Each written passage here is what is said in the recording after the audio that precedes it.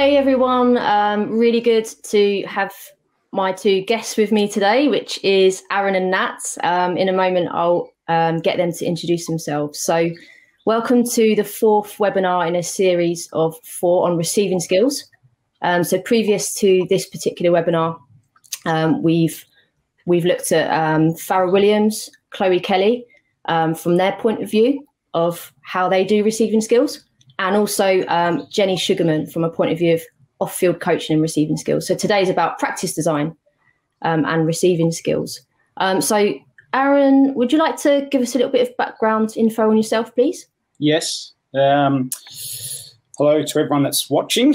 Yeah, basically my background's in Australia. That's where I guess my football journey started. I wasn't particularly skillful as a player. I was always, the strongest side of my game was the physical side. So because of that, I had an interest in sports science. So that was how I kind of got my foot in the door with football. A lot of internships as a sports scientist and a strength and conditioning coach back home. That opened the doorway for me to learn the skill set that is analysis. So I was fortunate enough to work in the men's game back home for a couple of years as an analyst, which then basically led me to my coaching journey over here. I was obviously doing my coaching badges back home as I was working, but that's when I linked in with Joe. And I was extremely fortunate to come and join him over here at Arsenal Women. So I've been here now for, this is coming into my 4th season. And yeah, that's basically, that was the first time that I stepped into the elite environment in terms of on-field coaching. And I've loved every second of it. So just to clarify for the viewers, what is your specific role at Arsenal Women? Yeah, so I'm the first team assistant coach. So yeah, it's support. Just underplayed that a little bit there, Aaron. Yeah. Okay, so yes, my role is first team assistant manager. Yeah. Amazing, thank you. No problems. How about you, Nat? Yeah, hi everyone. Thanks for having me on today, Amy. Difficult one to follow in Aaron's footsteps, but currently a professional player in the Women's Super League with Aston Villa.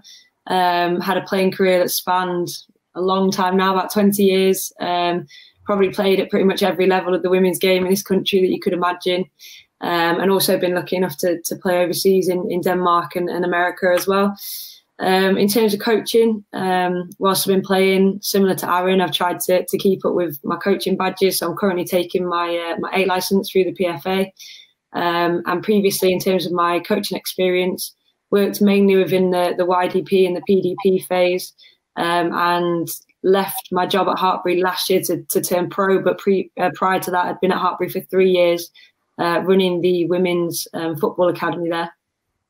So just again for the viewers listening, Hartpury, that's a college programme, right? Yeah, so it's a college and university in Gloucestershire, yeah. So what kind of level and age range were you working with? So at Hartpury, it was mainly the college girls, 16 to 18, had a little bit of a hand in the university team at times, which is obviously kind of 18 plus, whilst also kind of working within the ACC in Gloucestershire. So obviously girls under 14s and under 16s, and the England Colleges national team, which again was obviously 16 to 19-year-olds. Brilliant. So my name is Amy. I'm a women's national coach developer. There's obviously 4 of us across the country. So yeah, like I just wanted to start today by just explaining what might happen in the next sort of 55 minutes. So to start with, like the feel of the webinar, we really want to promote like quite a discussive, kind of curious, thoughtful kind of vibe. So there might be parts in the webinar where we are very, very much off the cuff and we're just kind of chatting, like 3 coaches chatting about some practices and how they might be designed. So there'll be hopefully a lot of sort of questions and thinking going on, and then hopefully that can relate back to you as coaches. I know you can't necessarily contribute to our conversation because it isn't a live webinar, but it might still get you thinking. In terms of the format, we're going to begin with probably just talking about receiving skills and how do we see that across the game, because Aaron and Nat are obviously highly experienced in different ways in the female game. So we want to kind of get their views on what they've noticed about receiving skills in general. And then we're going to move on to a little bit around practice design as a whole, and, you know, what's important to Aaron and Nat when designing practices, and potentially maybe some will shine a light on their process of how they actually, how they actually bring to life what they understand about football and how they get that on the pitch and help their players to understand. And that will include some examples.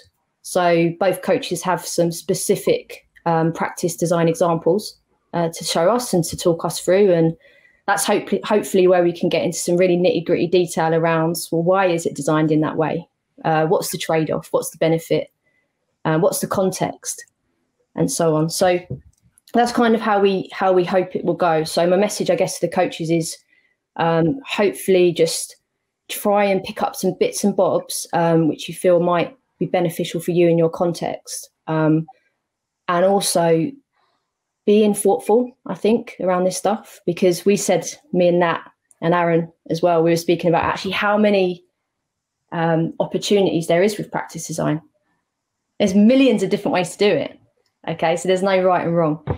Okay, so I guess moving on to the next part. So we're now going to look at receiving skills in general. So come on, guys, what are you seeing? So, that can be in the WSL, it can be internationally, it can be at grassroots, can be whatever level of the game. What are we seeing? I like the picture to start with. That's the queen of receiving in Kim. Yeah. I think the one obvious thing to me, Amy, watching it from the professional perspective, is I think in the women's game, and I love this about the women's game, is I think that there's an honesty to receiving the ball in terms of the Euros on at the moment. But you laugh sometimes at male players going to ground to try and win fouls and stuff like that. And that's one thing that stands out as obvious to me, that doesn't exist in the women's game. I think there's an honesty to stay on your feet, to be able to ride a challenge, to be able to keep the ball, as opposed to waiting to feel contact in an attempt to go to ground. I think that's the most obvious thing for me. We'll quite often be sitting on the bench sometimes and your natural reaction is to go, go to ground. But the girls don't, which I think is a great thing because it doesn't, like I said, there's more honesty to it. Okay. Yeah, that's a big one for me. And like I said, I laugh at the picture of Kim because I think she's the queen at being able to ride challenges. And as a midfielder, she's got such a low centre of gravity and she's incredible to watch in tight spaces. But that's the real obvious one for me that I think stands out. That'd be interesting, Nat, to get your views on what Aaron just said there as a player as well as a coach at that level. Yeah, no, I agree. And I think it's, like Aaron said, it's not necessarily a bad thing, but essentially it is potentially something the women's game could learn and implement moving forward. I think the biggest one for me is kind of trends in the game. So having been in and around women's football for a long time now and played at different levels, like I said, the one thing for me is what we're seeing more and more of, particularly in the WSL and across Europe, is teams that want to get the ball down and play with it on the floor. So, I believe heading is becoming a bit of a dying art. Is it something that's coached regularly? I know obviously the regulations have changed with youth football, but, there will be times in a game where a goal kick will be in the air or a corner or a clearance, for example. So I think for me, it's that trend of how teams are starting to play. And actually, are we preparing players for the best of both worlds? Are we encouraging them to get the ball down and play on the floor, like a Kim Little and turn players and use a bit of magic to get past them? But actually, are we preparing them for those battles as well when we play in cup games or, relegation scraps, which I can certainly relate to from last season? I think it's a great point. I guess when you relate, into RTCs, for example, and we look at the games program in RTCs, and I know this has been spoken about lots and lots. It's like the variation, I suppose, of, what our players being exposed to in games. And then how can coaches potentially influence the different ways in which they might have to deal with the ball, I suppose. There's a lot of transitions, isn't there? We kind of talk about that a lot in the female game. There's a lot of transitions. How does that affect the importance of receiving skills, do you think? Yeah, I think not just in the women's game, but like we said, youth football as well. I think transitions are a huge part of it. And I'm sure you're going to throw some stats at us in a minute about transitions in the WSL. But I think that's massive because I think when we think about receiving skills, it's normally, in my head anyway, initially it would be a player on my team playing me a pass that I need to receive in order to turn and face forward or to set myself for the next pass. But actually, are we looking at things? I know you and I had a discussion, Amy, around interceptions. So a defender stepping in front and stealing the ball, but having a good enough touch that they can retain possession. So I think it's one of those where it's how we perceive receiving skills. And actually within transition, there could be times where the ball changes hands 3 or 4 times in a short space of time. So are we preparing players, like Aaron said, to use their bodies to know what's around them, to prepare for those moments? Great shout, Nat. What's your thoughts, Aaron? I can see you nodding away there. Yeah, no, I think it's a top point, particularly when Nat talks about the skills of interception, and all of a sudden you're, particularly in a transition moment, if you're a defender and you're backpedaling or you're running towards your own goal, but then all of a sudden there's the quick change of direction to be able to intercept, and then you're doing that, going from almost max effort, max speed into being able to take a touch and receive is huge. And like, how often would you then practice that in training, where you're going turn and sprint backwards or sprint a particular way? If you're a fullback recovering against a winger, how often are you doing that in a training session to then be able to work on that? And that's the part that I like about it, or immediately strikes curiosity in me.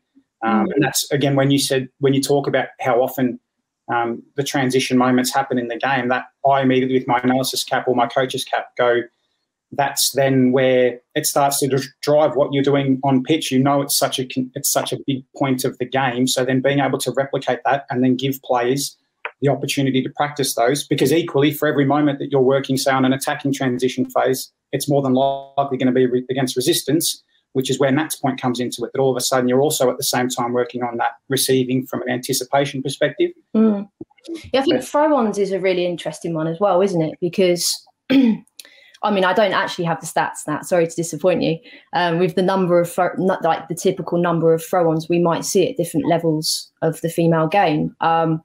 But just from my own experience of watching and stuff, I like the ball goes off the pitch quite a lot. So I guess, again, like, how can we develop players to keep the ball on the pitch for longer? But inevitably, when it does go off, how are we then being able to deal with the ball as it's thrown into us? You know, and similarly, it links into your point, Nat, around the ball's not on the floor.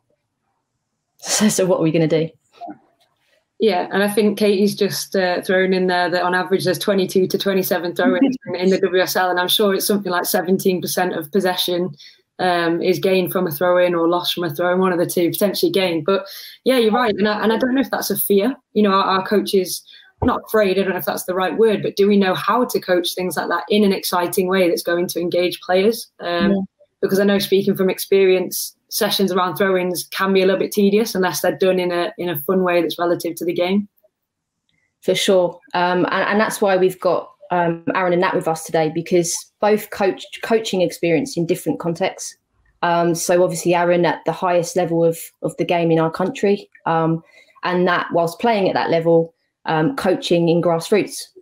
So that's why the context is going to be massive today, because I'm making a real assumption here, Aaron, that actually, like, in your planning with your players, you probably do focus on throw-ons, and you probably do sometimes be really specific around them. Whereas maybe in a Grassroots context, you wouldn't necessarily put on a session for throw-ons. But you're just playing the game, and actually the ball might go off the pitch, and at that moment you might be able to support the players with their ability in that.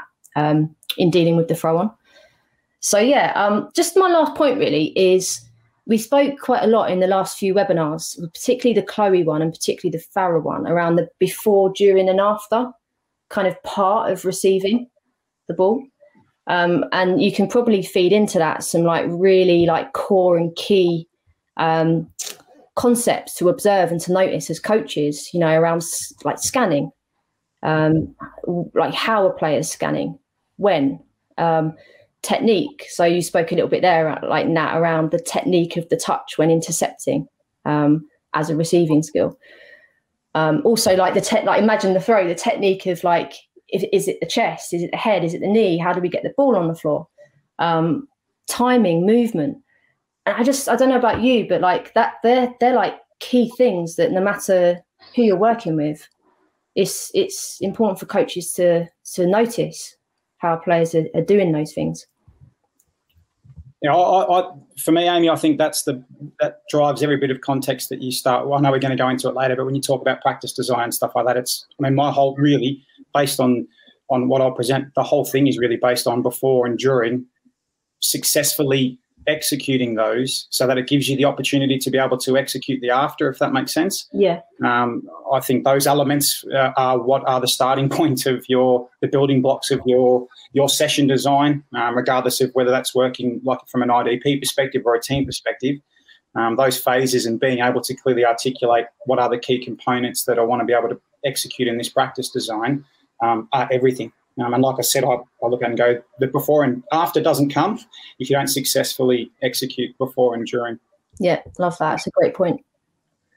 Okay, so I'm going to really kind of briefly explain the sort of direction of travel for our conversation. By the way, these definitely aren't learning objectives because, like, I don't know who's watching. So they might not be suitable for everyone and it might not be meaningful to you. So this is just what we're going to talk about. Basically, and the conversation will go off on tangents at parts, but hopefully Katie in the background will prevent that from happening.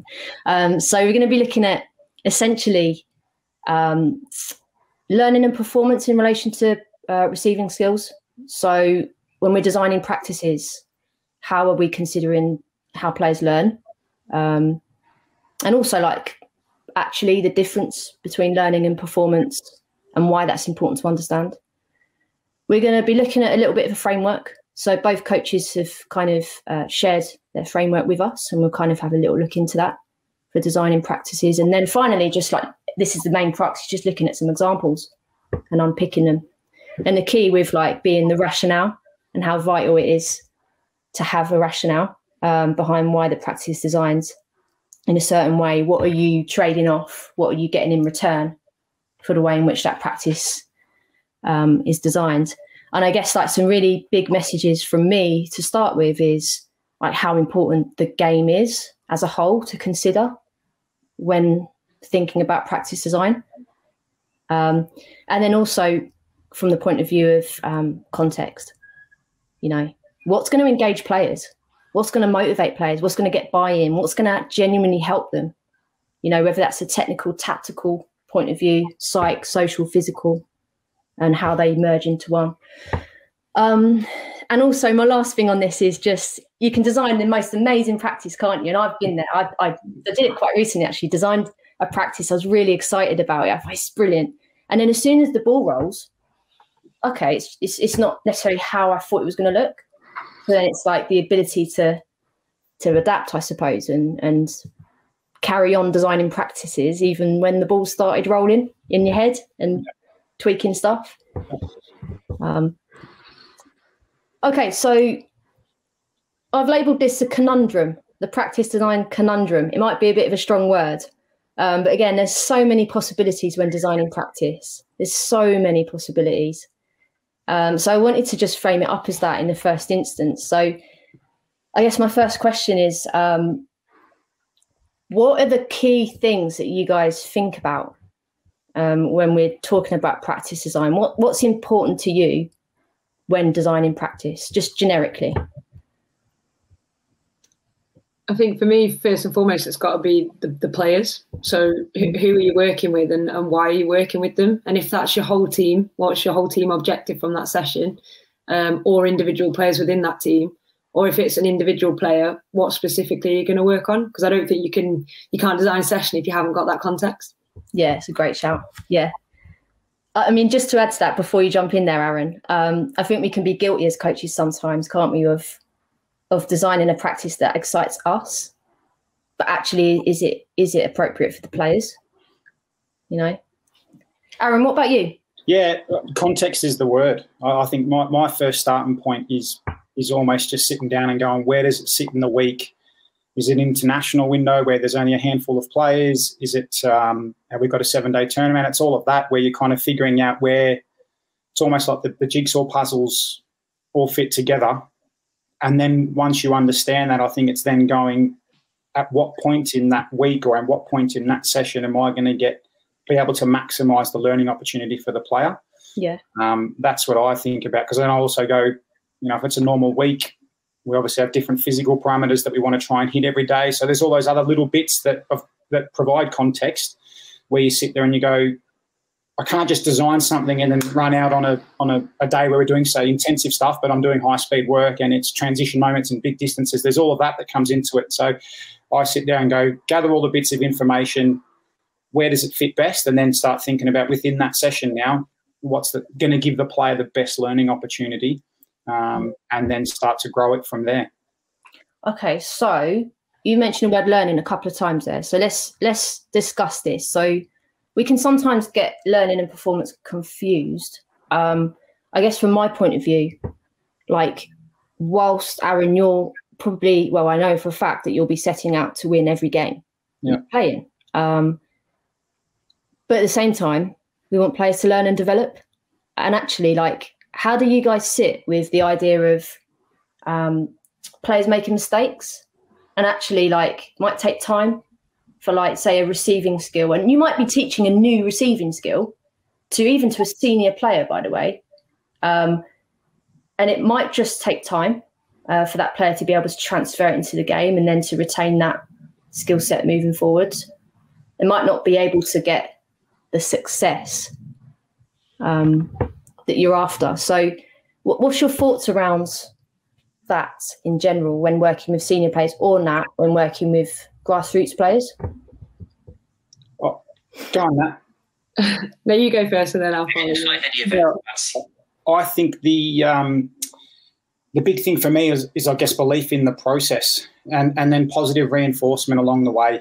I think if you understand, patience is a key word in terms of understanding that there's a process to that. So it's providing, again, the context to players. If I think about some IDP stuff that we've done this past season, we framed it at the start by saying, here's the opportunities we're going to have to do it. So it's from our expectation as coaches. We're not expecting it to be perfect from day one. It shouldn't be, because if it is perfect, then we're probably not challenging them enough. Yeah, 100%. So that's where I think it's just about framing it and saying there is going to be plenty of opportunities to learn. We'll record the session. We'll look back and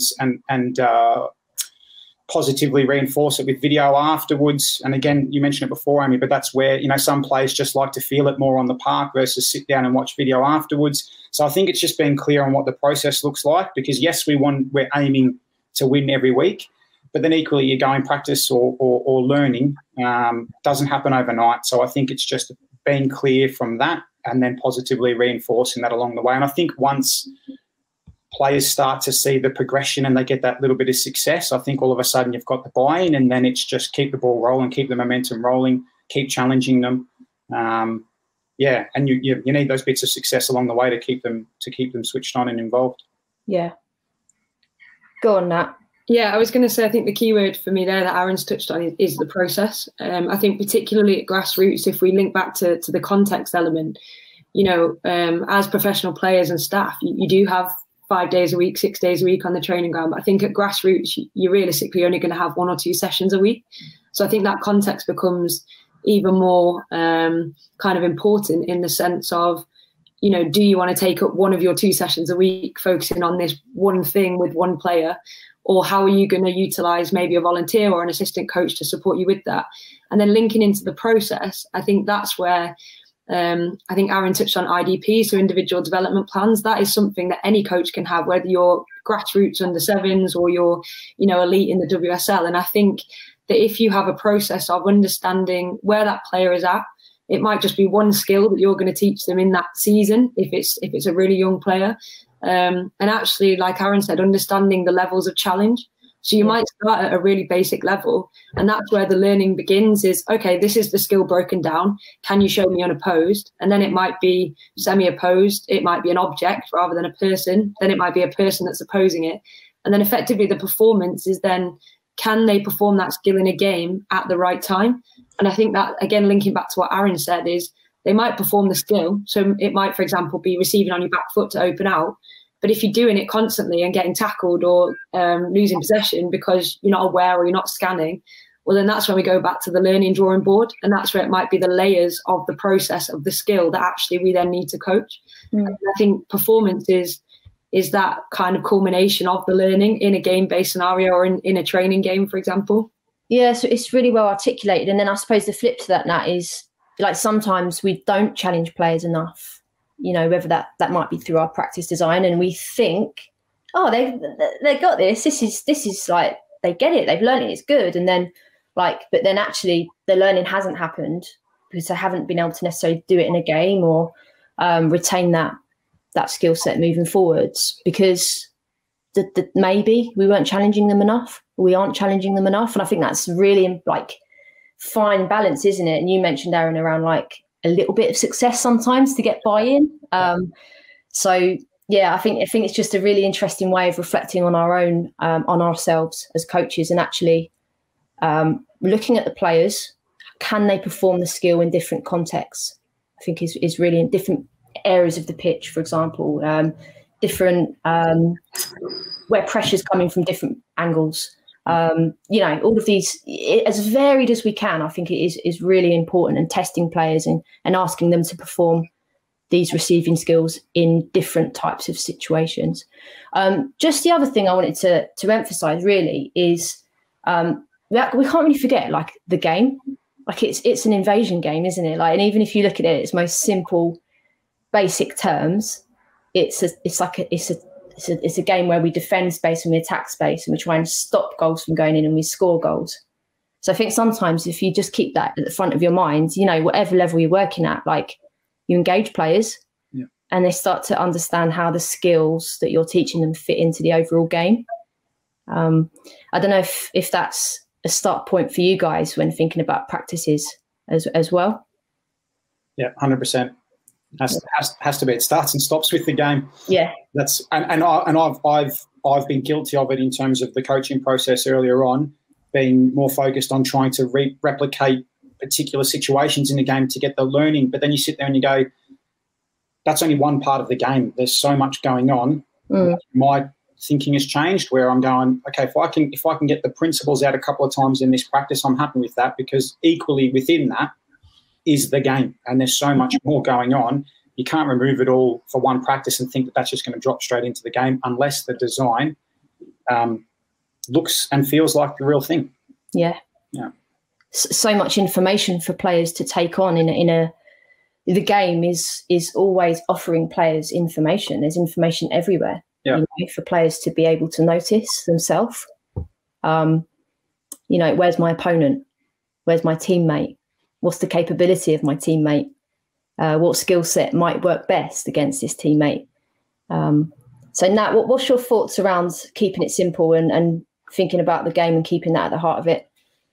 Yeah, I mean, it's something that hopefully will come out in the practice design that I'm going to share in a minute. But I think you're right, especially as a player, like all you want to do is play the game. And I think having been able to see that from both sides, it's certainly helped me within my coaching journey, because similar to Aaron, you know, you'd look at something in a game and go, oh, we need to work on that in training. And then actually you're looking at it going, well, that might never happen again, or it might never happen in this exact way. So, you know, that for me, that's why I think coaching is an absolute minefield, because, you know, you want to have certain ways of playing and certain traits of your team, but actually every opposition you play against is different. Every surface you play on is different. The weather conditions are going to be different. So it's, there's a lot of complexity to the game, but effectively the more simple we can keep practices, I think, like Aaron said, the more engaged players will be and the more they'll enjoy it and relate it to their performance element. Yeah, definitely. Okay, so the next part of the conversation then is going to be around, it's quite specific really, around like a framework that both Aaron and Nat really weirdly both use. So yeah, like both coaches kind of go through these questions they ask themselves before designing a practice. I added on the how. It wasn't actually in Aaron's, but I've added it on. It was in Nat's, I believe. So I guess this is a really interesting framework. This isn't just for receiving skills, is it? This is a framework that you can use no matter what type of practice you're designing. And to start there, where it says, what is the game problem or problems? For me, that was the most intriguing part, because again, coming back to the game, ultimately it's an invasion game. The point is to cause a problem for the opponent, or to solve a problem that the opponent's caused you. And I really like that phrase, what is the game problems? And I think that's a good start point. So Aaron, what from a point of view of your context, where obviously we know the level of players that you're working with and the overall goal of winning games. So what sits underneath these sort of questions for you, specifically around the what? What sits underneath that for you? Yeah, I guess the one thing for me as a coach in terms of going through this process and why I like doing it is purely because it gives me the clarity to go, this is exactly what I'm going to present. This is what we're going to work on. Here's why we're going to. And, having that clarity personally for me gives me the confidence that when I'm out in the park, I know I've seen the pictures. I know I've picked apart the detail. I know the players would have seen it before we stepped out in the park. So for me, it's also about the selfishly going, I want to be really comfortable and confident, particularly because my background's in analysis and it starts with looking at footage. This, for me, just complements that. And like I said, the biggest thing for me is it just gives me the confidence as a coach to go, I feel confident enough to go, I've picked this apart to the detail that it requires. And that's literally going through those 5W processes. And then really, like I said, I didn't have how in my template, but then the next process after I've done that is then I start going into session design. And that's where the how comes out. I literally have like I'll either have my tactics board sitting next to me or on my template, I've got a tactics pad. And I just start drawing things and I start thinking about, well, if this is the problem or the how or the what to start with, but then how does this change? Because ultimately, Nat said before, the pictures are going to change. It's going to be different. Nothing's going to be the same. So it also gives me the opportunity to go, well, I want to work on this, but what happens if they start cutting that pass out? Then where am I looking to next? And again, it's all of that how, the what ifs, where you really get creative as a coach in terms of thinking about the practice design, what the key coaching points are going to be. And then you're also kind of anticipating, well, the opposition might stop that, or they might come out and do something completely different, but at least we're prepared for a number of situations. I love that. I love that, the way you've got to put your mindset from a point of view of the opposition. You've kind of got to rip it apart in a way, haven't you? Absolutely. Well, if I was playing against Arsenal, what would I do? Break down that solution to that problem. And then I'm really curious on this one, Aaron. So like, who do you talk to? You don't have to name names, but do you talk to people in the process of practice design, or is it something you do on your own? I will definitely start it on my own, but I 100% will run it past. So if it's previously at Arsenal, it was Joe, it's Leanne, I absolutely run it past other brains around me. That almost, because again, like I could look at it and pick it apart and go, this practice is great. Then I could take it to another coach and they'll look at it and go, because they've just seen it for the first time, they'll turn around and go, oh, what's that? And then all of a sudden I'll go, oh, hang on a second. And it starts making you think a little bit differently. And because, again, the players are going to see it for the first time when you go in the park, or they may have done the practice a couple of times before and you've progressed it. But I think collaborating with other people before you get in the park is invaluable in terms of just getting other hands and eyes, looking over it, feeling it, questioning you, because ultimately the players are going to question it when they're on the park, wanting clarity. And I just think like that aids that process. And again, something that I've learned is incredibly beneficial in the whole process is having other sets of eyes look at it. I think that's invaluable. Yeah. Something I'm really interested in is like within a coaching context, you've got these different members of staff, but the goal is to win or to improve the performance of the players, whatever it might be. And it's not personal when people, disagree or challenge something. Yeah. And I think that's part of it, isn't it? Is being able to rationalize why you've gone with it in that way. Yeah. But also just like, it's okay if like, it's all right just to say, yeah, you're right there. Actually, I think I'm going to tweak that a little bit. I look at it and go, I've only got X amount of years coaching experience and I'm working with two other people that got significantly more experience than I. So that's gold. To have someone with that experience to turn around and look at it and go, I love it. It looks really good. I think this might happen. Have a think about that. Then I'm turning around going, you know what? I didn't even think about it, but that's purely just from experience. And that's, like I said, that's gold to me to have that. But for me, Aaron, it's vice versa. So even if I've got 25 years of coaching experience, but somebody else has got a few years, and that's the point they've raised is a really good one. It's just got, okay, yeah, actually it's quite a good one. Yeah. And actually like listening and acknowledging that. So Nat, what sits behind this stuff for you?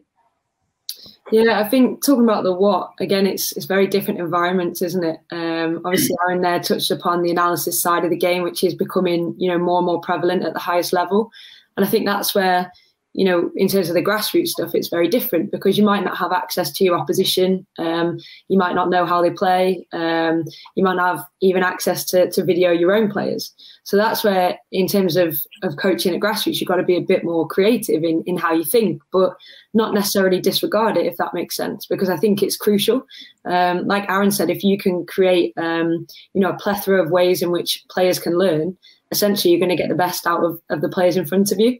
So I think in terms of game problems at the grassroots level, it may be a little bit more basic, but essentially to the player you're working with, it's not. It's quite extensive. So it's how you break that down. And I guess that comes back down to you as a coach and what your values are and your philosophy.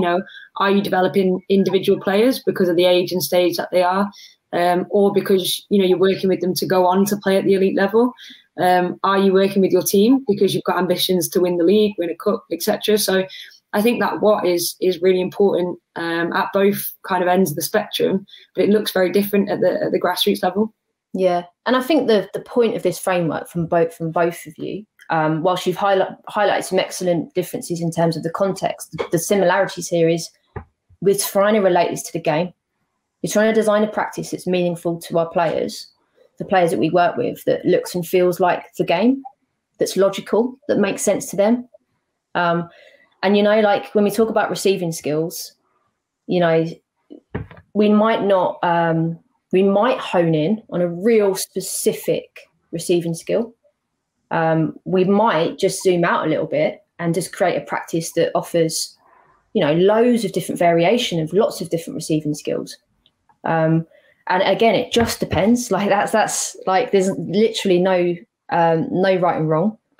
Something I'm really interested in, just before we move on, is when you design practices and you find one that's like, yes, that worked. Okay, it's not going to be perfect, and you tweak it and stuff, but you found that it really worked. It was effective. Do you revisit? Do you come back? Do you utilize those multiple times with the same players? I would. Yeah. I think so. I think part of the practice design that I've done, you could almost just run the first phase of it. If it's the first time they've done it, again, part of the process that I've learned is progressing it too quickly. There's value in that. You can add it in terms of a person that's on the park doing it. I think there's value in actually just learning it first. You were going to come out every single session and have a different design for some principles.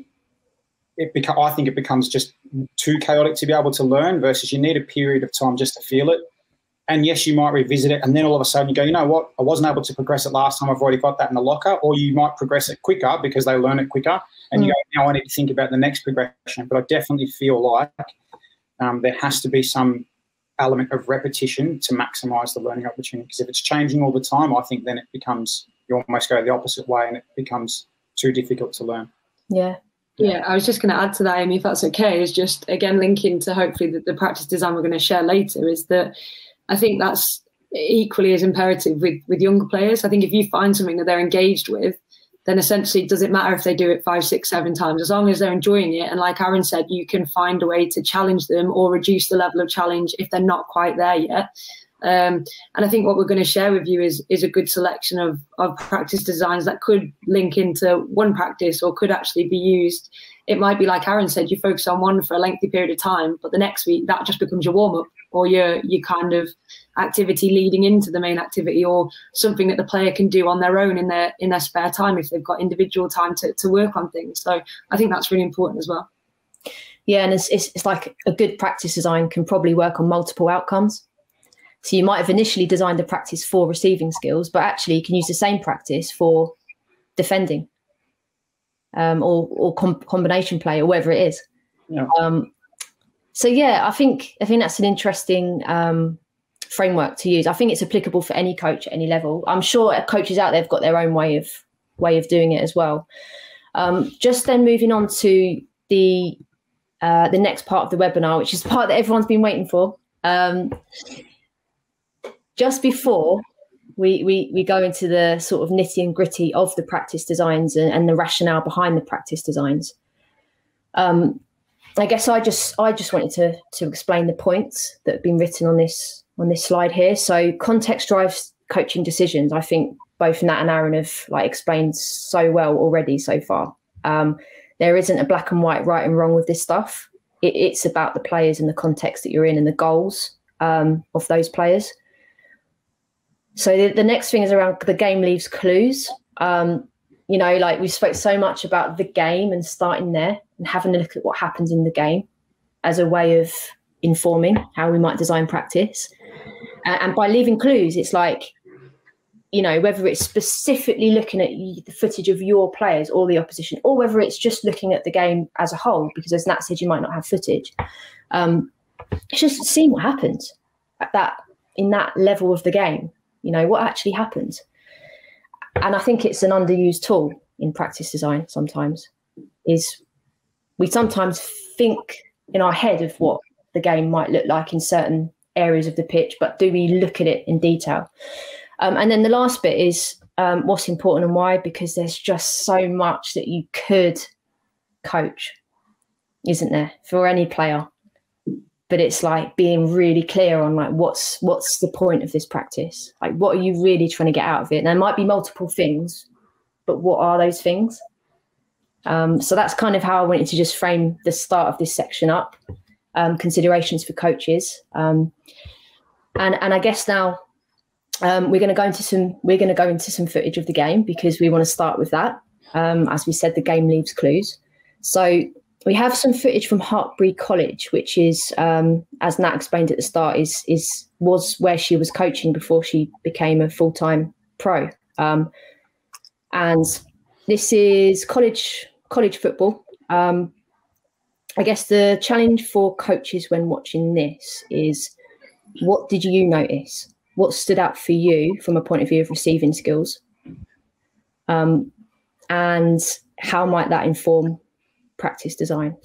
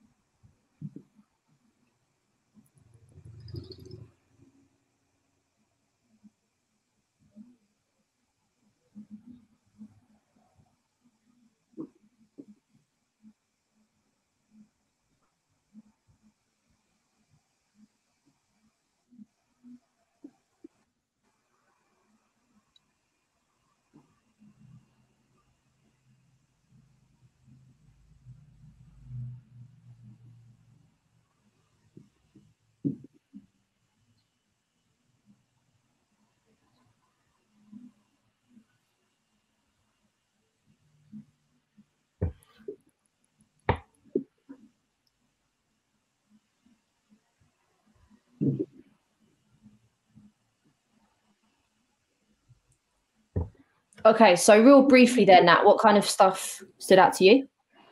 Yeah, it's that infamous throw-in again, isn't it? I think there was a couple of good examples there in terms of the girls using their body either to switch play and try and protect the ball from their opponent, like Aaron touched on earlier. Are they using their bodies well? Could they have drawn a foul? I think particularly in the first one where maybe she gets muscled off it, if she goes down, potentially is that foul. I think the good example, the number 9 using her body to roll the defender and trying to protect the ball. And then essentially, obviously, we've got from the goal kick. So I know from my experience coaching at that level, some teams will try and play out, others the keeper will kick it out their hands or long at every opportunity. So it's how are we preparing players for those kind of situations, I guess. Mm-hmm. Brilliant. So we've got another clip from a different context, which is YDP, RTC football. So we'll have a quick watch of this one as well. We're just trying to give as much variety as possible to inform how we might design practice.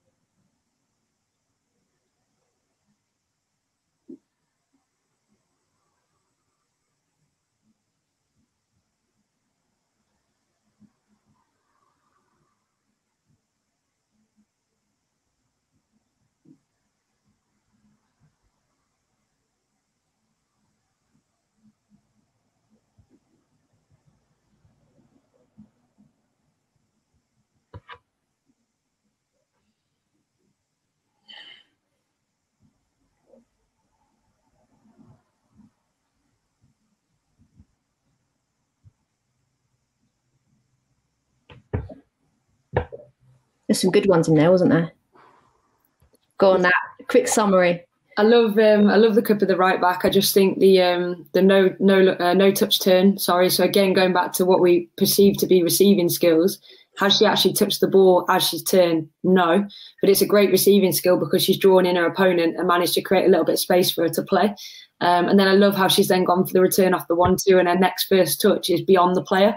So she's running, she's receiving while she's moving, and she's taking a really good first touch past the player. I think the second one is obviously a great touch on the run. So that player is clearly blessed with a bit of pace. So it's a long ball, but she's got the awareness that actually she's got space to drive into. So it's awareness of what type of touch she can take. And that then helps her momentum pick up speed as she runs into the box and manages to get a shot off. And then that last one, obviously with the goalkeeper, can we have our head on a swivel, be aware of what's around us? Because I think there was a potential 4v3 on the outside. So she's opened up, she's decided to play long, and then it's that carnage and chaos of the bouncing ball. I think that was a good example of the defender actually stepping in front, but didn't necessarily retain possession. So it's then that kind of pinball effect of how do we then settle the ball down again to retain possession. So again, what's important and why? Because like Nat's just seen so much there. In relation to receiving skills. So it's what's important and why. So let's have a look at the practice design, Nat. So just before we press play and we show the animation, set the scene a little bit with this, because this is one practice of a whole session with a certain group of players. Yeah, definitely. So I've kind of tried to focus more on like the YDP phase, potentially foundation phase as well, depending on the ability of players. Just trying to think about really low numbers, loads of touches on the ball, how we might ignite engagement through various tasks and challenges. And like you said, this is kind of the individual aspect of one session. So for me, I like to have like an arrival activity, then some individual or small number work leading into small-sided games, and then gameplay at the end, just because I think it layers it quite nicely. So yeah, that's the context around this. And in terms of the video, you're going to see, obviously we'll play it, and I'll talk through it at the end. But it's just 4 kind of mini games, like mini individual practices that might go on in sort of a carousel setup. Okay.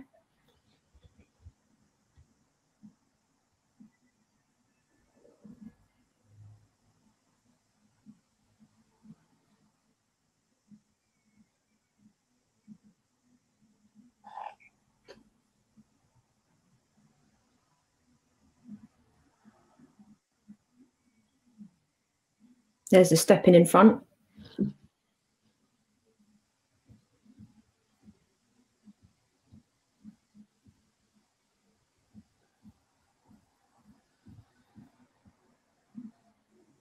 And there's the dodgy first touch from the defender, giving away possession.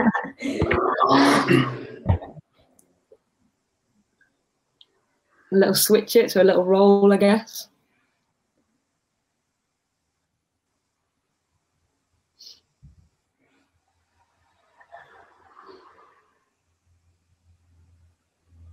Okay, brilliant.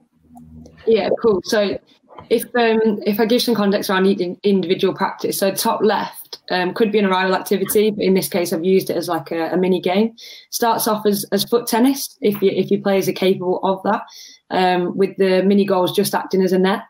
And then once somebody wins a point, the partner that they're playing against will serve a ball into them, and they can have one touch to settle the ball and then try and play a pass into the goal, and that's how they score a point. So it's a bit like winning serve, I guess, and then winning a point on your serve.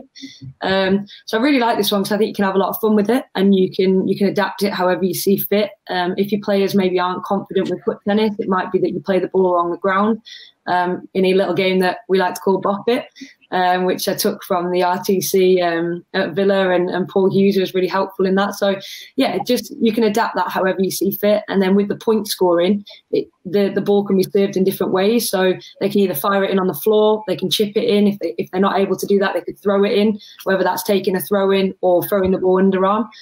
So you're just testing your partner in that sense. No, it's funny because obviously you frame this up as grassroots and maybe younger players, but I'm sure something like that, like senior players, Aaron, would potentially do as well across the week at some stage. Absolutely. The one thing that just stands out to me, Nat, is it's competition, it's fun, it's touches on the ball, and I don't think there's any better way than playing football but enjoying it. So, yeah, I think it's tops.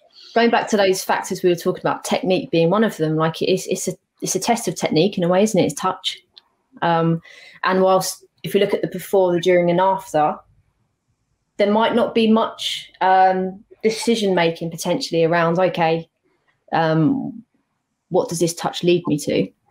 You know, what's next in terms of a combination or what have you? Like that might not be the important part of this practice, but it is definitely the during, I suppose, it's the important part. Would I be right in saying? Yeah, I think you could probably adapt it to add context in the sense of you could move those goals wherever you wanted. So you could still have a net, but you might move the goals to a different angle, or you might use your opponent as they serve the ball, but actually they then move to give an angle of support and you've got to find them. So you've still got to play off 1-2 touch, but actually there's now a moving object, which is more relevant to the game in terms of you being aware of your teammates. Yeah, love that. Okay. Cool. And then the second one, which is called Steal It. I forgot to say the first one's called Settle It. So this is where we're looking at that interception and that first touch. So again, touching on the fact that, you know, do we see interceptions as a receiving element or receiving skill? But like Aaron said, you could do anything with this. You could have the defender starting facing backwards. You could have them on the line of the goals. They've got to retreat, backpedal to the line and then come forward as the pass is played. Amy, I know you and I were talking about the relevance and the position of the goals in this particular practice. And if you think about maybe a number 4 or a 10 potentially playing between 2 centre halves, which is what the goals represent, it's that kind of modern day recognition of when I'm out of possession, I don't just have one job. I might have 2 players that I have to focus on. So again, it's like Aaron said, trying to create a game, a little 1v1. So can I step in front and initially stop the pass? If I can I settle the ball and then actually beat my player and get into that end zone to score a point? If my touch is bad, can the other player come in, nick it from me and then try and score again? So it's that transition element as well. It just gives so much, doesn't it? We say this is a receiving skills practice, but actually there's so much more to that practice as well. It depends what you want to look for as a coach and what you're focusing your eye on, isn't there? There's so much outcomes that you could get from it. Yeah, definitely. And it's that anticipation, the sight corner, you know, can you read where the player's going to play? Because that's part of the element of surprise. You could add more targets in to make it more difficult. Again, there's different ways you could adapt that practice. Brilliant. Bottom left, talk us through it. Yeah, so I know bottom left and bottom right look similar, but bottom left is called switch it. So effectively what we're looking for here is it's a 1v1. Can the player manipulate space to either pin and turn their player and play forward? Or sideways, I guess, if you're looking at it, maybe this is a throw-in. So again, you're looking at the player in the yellow bib. Can they serve in different ways? So it might just be a pass on the floor. It might be that they take a throw-in so that the ball is aerial. And the player's either got to come in, draw the defender in, spin and use the space in behind, or actually do they have the confidence to receive to feet, face up first time, go at their player 1v1. And it's all about how we can break lines, how we can beat that defender. And I think this one's quite tough, to be honest. And I think the next one is it makes the challenge slightly easier. So this is quite a nice way if you need to lower the level of challenge. This then becomes a 2v1. So it's pretty much the exact same game, but now it's, can we beat it? Can we beat a line? Can we work it? So we use our partner actually we're going to retain the ball from our partner's initial pass or throw in or whatever. And then actually, can I work with my partner to face up and break that halfway line to then play forward? Mm-hmm. Yeah.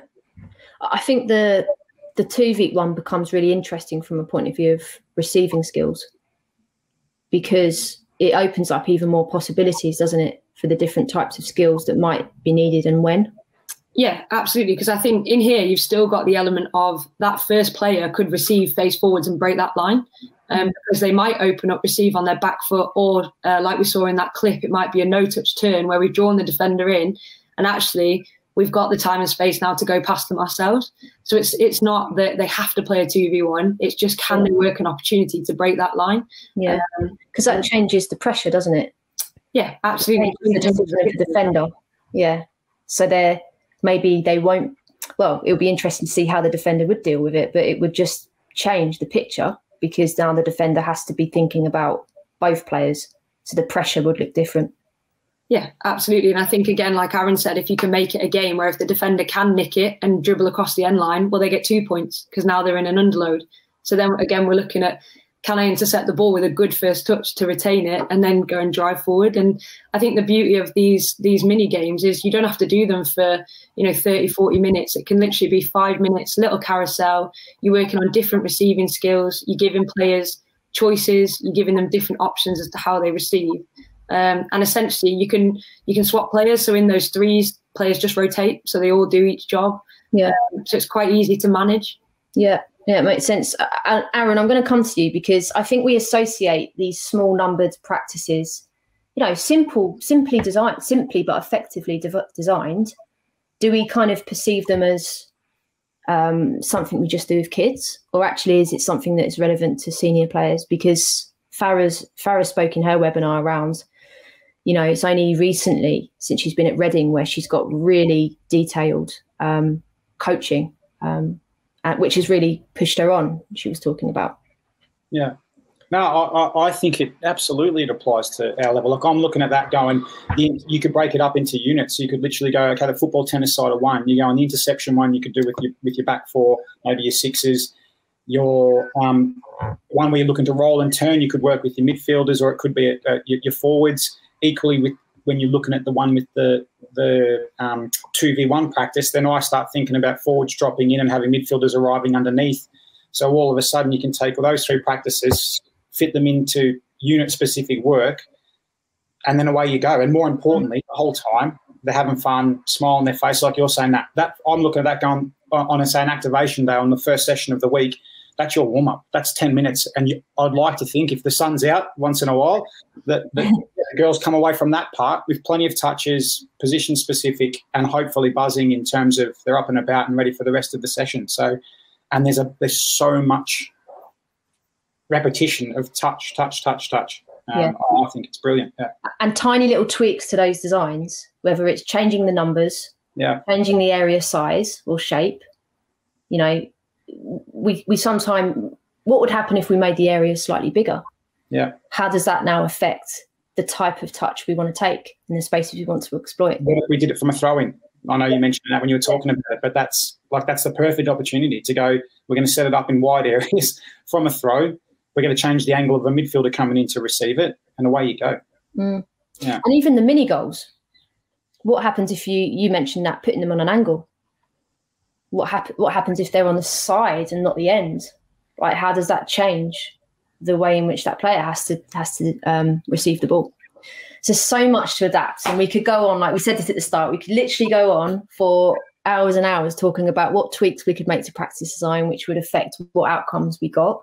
But I think that what you showed there is some really core fundamental practices for receiving skills, which are useful for any coach, really. And then it's up to that coach to be able to make them relevant to the players that they work with and bring them to life. And I love the way it's just simplicity. Yeah, it's the game. It's just simplicity. Yeah. So we're going to move on to Aaron's section now. So completely different context, as we said. So to start with, should we potentially give a little bit of? Well, I can give a little bit of context into. We wanted to provide some clips from the game. So Aaron has obviously done that for us. And this is against Man United, I believe. It's in the build-up to Man United. Yeah. You can probably give better context than me, Aaron. Why don't you give a bit of context before we press play? Yeah. So basically, the first clip is a tactical clip. So let's just say that's what we would frame the session with, or the principle for the team in terms of, you'll see this clip. It's basically highlighting Man United structure. And it's basically saying, look, these are the pockets of space we're looking to exploit. And that's the main, principle from build up into progression, and how we hope to then obviously progress and penetrate. So that would be like the first clip where we show provide the context with it. The second clip that follows this is almost the clues, Amy, that you were talking about before, the clues that are left in the game, specifically looking at, okay, so say we've presented the team clip number one. Then within that, you have your individual players who are going to play a key part in the outcomes. So then it's looking at those little details or the clues that the game is leaving to go, these are going to be key things that before and during. These are going to be the key things that we have to work on or execute correctly for us to be able to have success and execute the after phase. Brilliant. Yeah. So on that then, coaches, when we watch these two clips, let's just see what stands out to you, what you notice. It's telestrated, but you might see some other stuff. But let's press play.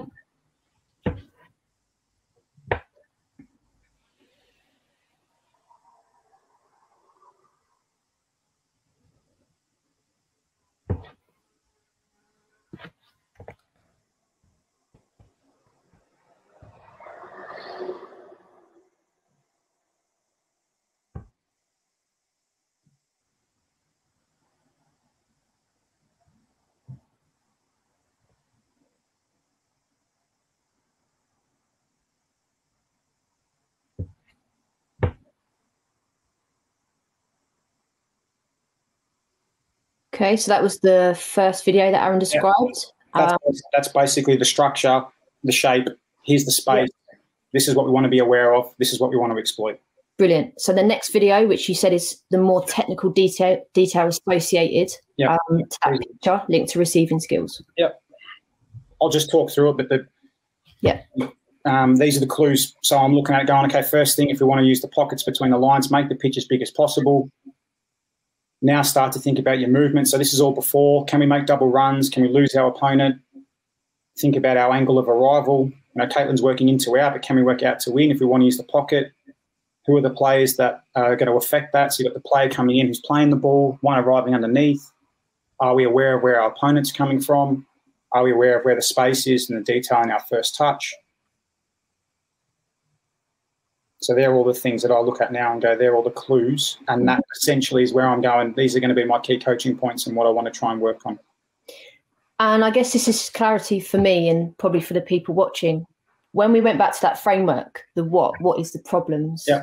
What was the problems that United were causing here for you? I'm not going to say it was the problems I think it was the problems that we were causing ourselves. Okay. When you look at that picture, and then how I then go on and design it, I'll look at it and go, starting position's wrong in terms of we're making the pitch small. So we've got the ability to be able to impact that, make it big. Mm. Our preparation movement to be able to shake our opponents. Okay, I would say then Man United were being aggressive. They were being aggressive in their press and we weren't able to retain the ball with that. But then I equally look at it and go, but we didn't give ourselves the best chance to be able to retain the ball because it broke down at our starting position, it broke down at our preparation movement, it broke down at the timing of our movement. The reason I highlighted like the fullback and the midfielder, it broke down in terms of the detail of the pass. It's lobbed, it's bouncing. The midfielder's working too tight underneath, which brings in another player. So there's all of those things that I'm looking at going, yes, okay, we know, i.e. in the first clip, Man United are going to press aggressively. They're going to go man for man in the middle of the park, that ball roll shot, they're going to come. But this is how we can give ourselves the best opportunity to be successful. And that's where I look at and I go, if we can nail these things, I think it'll give us a good chance. Or I want to nail those things first before we even start talking about what Man United are doing well, because I don't think we gave ourselves a chance to execute what we wanted to. So this would be, again, in context, this would have been, say, if we're playing in the second time round, or we would have used this as a preview for the second time round. In anticipation of what's coming and what happened last time, this is what we've learnt. Let's go work on it and try and execute it in the game. Excellent. Cool. Okay, so now everyone's really intrigued because it's like, how do we address this? What type of practice or practices would be used at that level of the game? So we're about to see an animated video of your practice. But again, just before you play it, because this is a tiny, tiny piece of a really big jigsaw for you. Yeah. So I guess the context would be, and it's all the things we've spoken about. Have they done the drill before? Have they not? I treated it in terms of the design that they hadn't done it before. So say, for example, the first thing in the session would be a passing practice, a warm-up. And that is purely about working on the mechanics that we want to try and execute, i.e. we want to be working out wide to try and use the pockets in wide areas against a 4-1-4-1. So I would use a passing practice to get the details right. I know we've had this discussion, Amy, about opposed, unopposed and all that stuff. But for me, in terms of if I want this, because this is going to be chaotic and it's going to be intense because it's going to be in short areas, if I'm hoping to give the players the best chance of having success, I want to give them a feel for what's coming in a way that they're going to have joy, they're going to have success. So Aaron, just on that, because this is really, for me, a really important point to highlight is before this practice, Aaron's described there, he'll do like an unopposed pattern of play. Yeah. And I do think that unopposed patterns of play get like some really bad rap. Is that the right word? Bad rap. Yeah. Bad press. And actually, like, it's just another tool to use. And like the way in which you've described why it's important there makes total sense. Yeah. You know, it's to get rid of the chaos, get players to be able to clearly see the combination of patterns, visualize that in relation to then what's going to happen next. So then the complexity will increase. Yeah. And there's still decisions in unopposed practices, by the way, like the decision around the type of pass to play, the decision around like the type of touch, when to move, like when to scan. There's still decisions. Yeah. And I would progress it with the decision. So I showed Amy it would have been 2 unopposed, and then I would have brought in some coaches or I would have doubled up on players on particular parts of the drill to say, go in and press your teammate. So if we're going out wide to then go into the winger in a wide area and they're entering into the pocket like we saw in the clip, go and put pressure on them, because, again, it's what's coming in this practice. But I've given you a chance to get the timing right, the feel, the movement, the little details, and get your rhythm. But then I'm going to give you a little hit of some resistance, because that's the game, and that's what's going to, again, prepare them for this.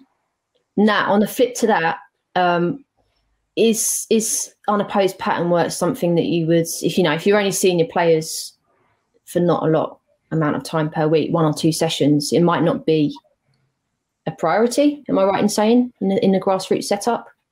Yeah, and I think it's knowing your players, isn't it? Without sounding disrespectful, how many 9-year-olds are going to engage, at the grassroots level with an unopposed passing practice? Does it have a place? Absolutely. And I agree with everything Aaron said, and yourself, Amy. And it's something we do a lot at senior level.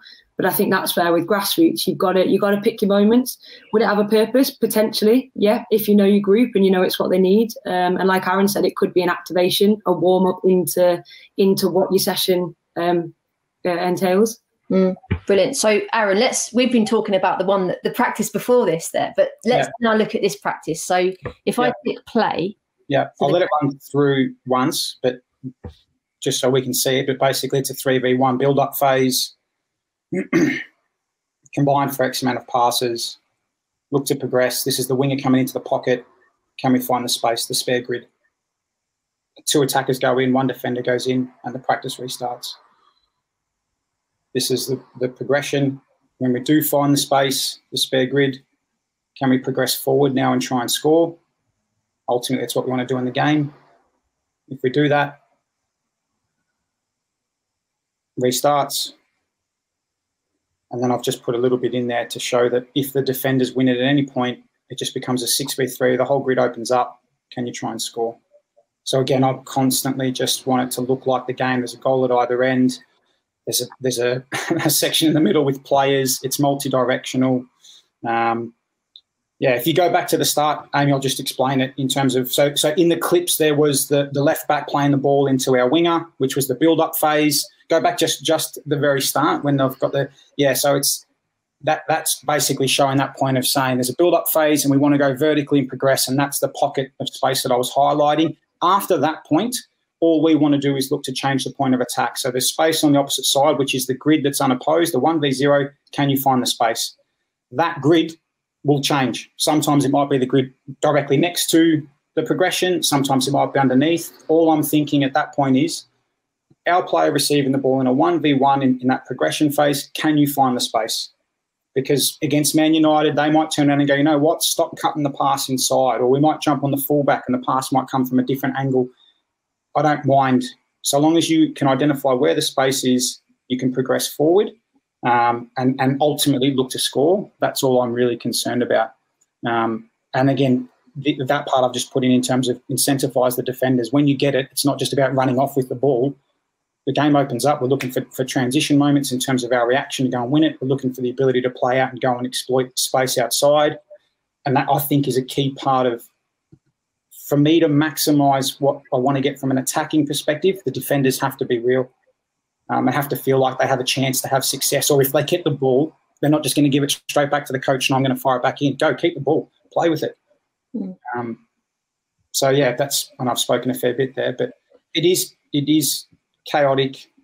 My learnings from doing this, that sometimes not having the goals on the ends and just saying build up, progress, change the point of attack where the spare grid is enough for them to feel it, get the flow, because there's a lot that goes on in it. So I'm intrigued to hear what Nat thinks, because she might be looking at this through her coaching lens or her playing lens. So what jumps out at you, Nat, with this practice design? I think, like Aaron said, the context. Like, now I've seen the pictures from the United game and what Aaron and the coaching staff at Arsenal wanted to get out of that. I think, is it realistic? Absolutely, yes. I think there's other elements to this practice. So in terms of your defenders, it's quite high physical output, which I think is a good thing, because I think it depends what you set up in terms of your out of possession. And I guess it's a game where you might change, or an activity where you might change those defenders quite regularly. So it's got good variation in it. I think the goals are important because, like Aaron said, it gives the defenders something to aim towards. It's not just win the ball and then kick it back to the coach, let's go again. And something as simple as that as a player can be huge, because it just gives you that extra bit of motivation. And I think, like Aaron said, it's how you manipulate that now to suit the needs of the picture. Because I think from the clips, I was thinking whilst it was playing, it might even be, and Aaron, forgive me for saying this if you don't agree, but there was a picture where potentially the player receiving in the wide area may have played off one touch around the corner to the 9. Yep. And this practice would allow for them that type of picture to come out as well. You might have to move the goals back, or you might change the outlay. But actually, those pictures that Aaron was really honing in on, there's many of those that you could get out in here. And it's going back to that, okay, we've worked on this, but what if the opposition now do this, like Aaron touched on? Yeah, it's a good point. So what you created, Aaron, then is a game where there's lots of different solutions. There's pictures that you're looking for, but actually there's opportunity for players to respond to actually what happens in the game and respond to how the defenders act. The one thing with this as well is it's not always going to be, and again, this is just going back to my learnings, is it's not always going to be the fullback playing the ball into the winger and the winger's going to be playing into the 6. Yeah. That's always going to happen. Sometimes in this, based on it being chaotic in its design, it's going to be midfielders, they're going to be in the 1v1. So their angle is going to be different, their movement, which is fine. So long as you can work your space and work on those principles in terms of the before and during stuff we spoke about, and you can retain the ball and find the space, I'm happy with that. And the added context to this, which I should have said, there's obviously, like, say, a passing practice first. We go into this where it's more intense, more chaotic. The second part would now be opening up to the full picture, which, like you're saying, that now you've got the opportunity to go, can we actually look to penetrate in behind and go round the corner and straight into the 9 and progress forward? The key for me is in this part, recognising where the space is inside, where the spare grid is, and allowing your first touch to take you in that direction. Because then when we get to the bigger picture, you'll be able to play the most realistic pass because it is the game. I think some things that jump out to me, which would potentially change it a little bit, but not massively, is, the positioning of the goals. I think we automatically just put them in the middle.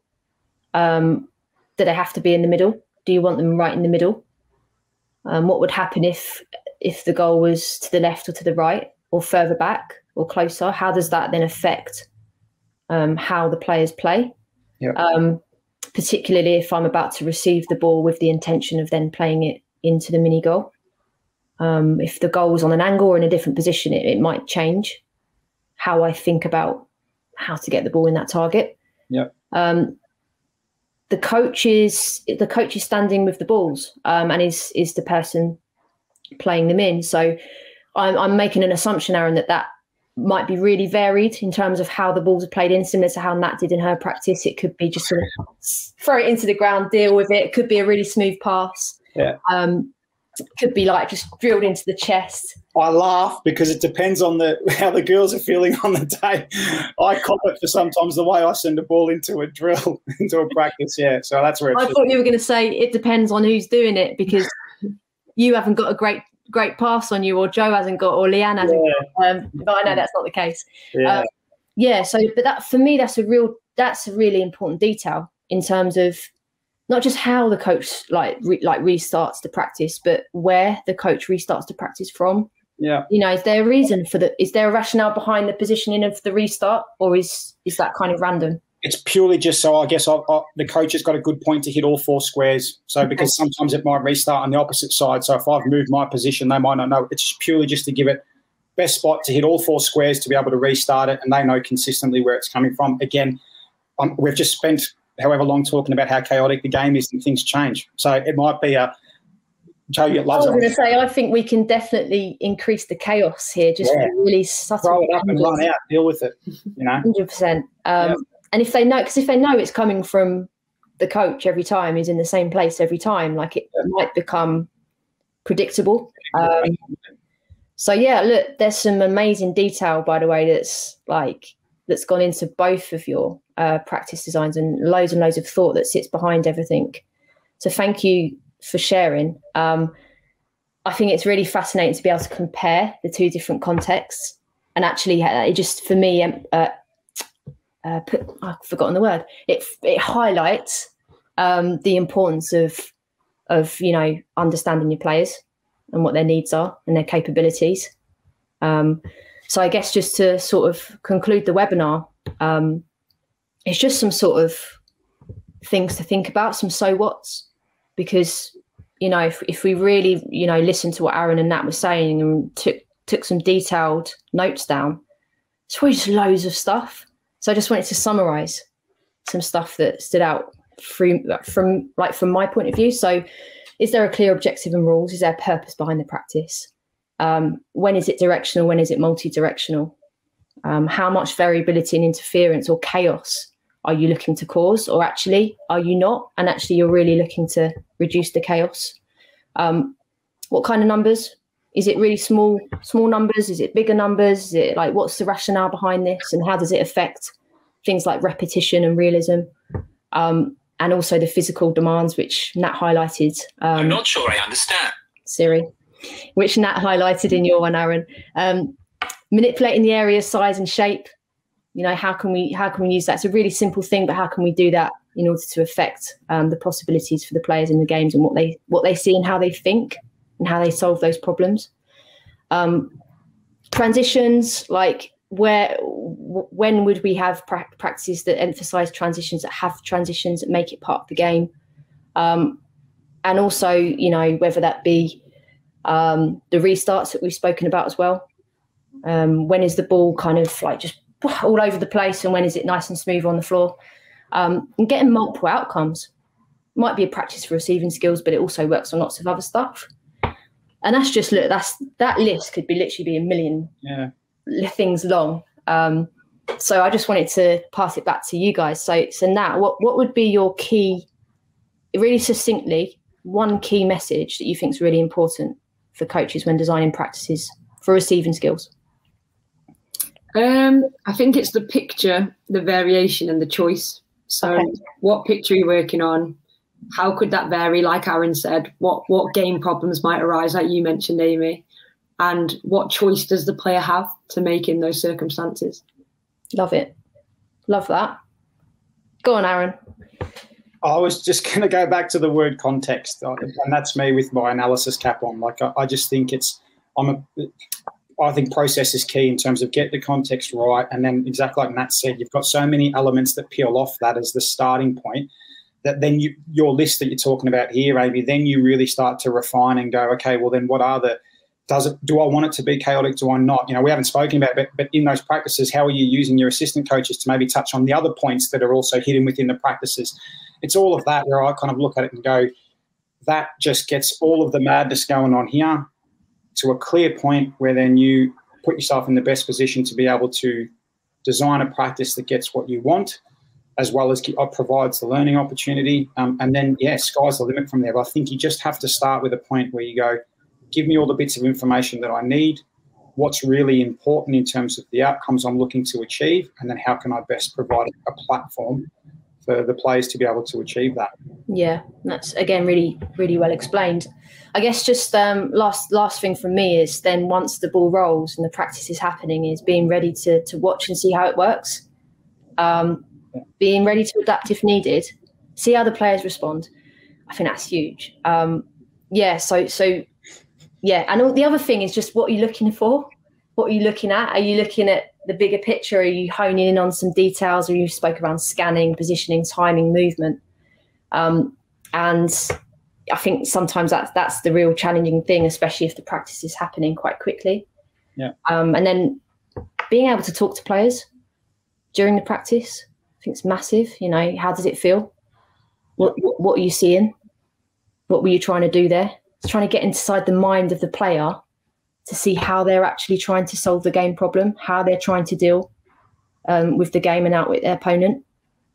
I think that's then moving into another different webinar. But next webinar, Amy. That's really important as well. So I just wanted to say thank you so much to both of you, because you know it's not necessarily easy to come and talk about practice design on a webinar, because it's such a complex thing to speak about. I think you've both done it like fantastically. So much to take away. So thank you again.